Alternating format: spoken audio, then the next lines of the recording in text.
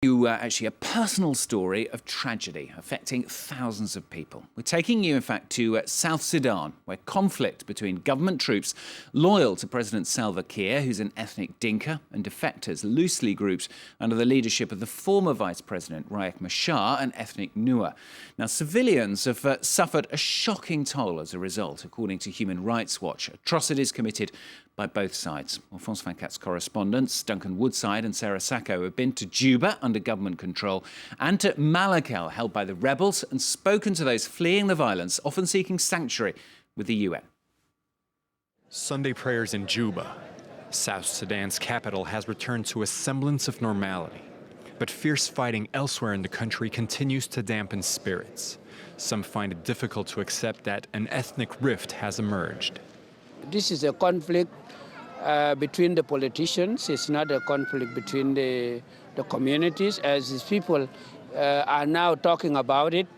And we are very sad that many newspapers and many radios and televisions have been talking that this has been a conflict between the tribe, which we always say it is not true. But just a few kilometers from here, a United Nations camp for displaced persons has become somewhat of an ethnic ghetto. The vast majority of people seeking refuge here are Nuer, the same tribe as Riek Machar, the leader of the armed opposition. This family fled here in mid-December. They complain of feeling trapped. We've wanted to leave since we arrived at this camp. We want to go abroad, to Uganda or Kenya, where the children can go to school. But the problem is that if we leave, we could be arrested. People who've tried to leave before have been arrested. It's not just ordinary civilians sheltering here. This section of the camp is the so-called VIP area, reserved for former administrators and lawmakers. These men, who agreed to be interviewed on condition of anonymity, claimed that the war was triggered by the assassination of Nuers in Juba.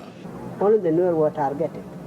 So, and instead now of being a national issue, it has now turned into a tribal ethnic issue. The mistreatment given by our people, I mean, when I say our people, the Dinka, their brothers, of course, what they did this year to us, we'll never forget for centuries. But members of the Nuer tribe aren't the only South Sudan civilians who've fallen victim to atrocities. In Malakal, the capital of the oil-rich Upper Nile state, the Dinka and Shilluk communities complain of abuse, mainly by Nuer rebels. Many have fled to this United Nations camp, where some are receiving medical treatment. Like this Shilluk woman, mother of 7, who was shot when rebels retook Malakal last month. The rebels entered the church where I was hiding. They opened fire, wounding my leg. They also kidnapped my 14-year-old daughter and many others. 900,000 people, over 10% of the population, have been displaced by the fighting. The peacekeeping mission here is being bolstered to 12,500 troops from 7,000 before the conflict, or some might say, the civil war. Duncan Woodside there reporting from South Sudan for us.